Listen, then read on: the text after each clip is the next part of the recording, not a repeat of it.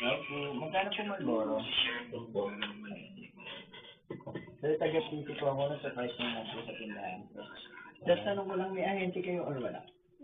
Sa, wala. Sa Marlboro po. Wala, hindi na rin siya. Diyan po kayo nabili kay Angela Alice. Kalabasan. Oo. Sir, magbibigay ako ng reward. Isabay nyo pag bibili kay si Angela Alice. Libre to, sir, bayan. Oo. Dalhin ko doon, magki-claim kayo ng isang kana. Any brand dito sa Marlboro na to. Kung ano pong kailangan nyo, halimbawa, ang tinitinda nyo dito sa tindahan is red at light lang. Mamili na lang kayo dun sa dalawa. No? Basta isang kalang, sir. Kayo nang bahala kung anong i-claim nyo. Okay. Isabay lang sa pagbili, sir, ha? Oo.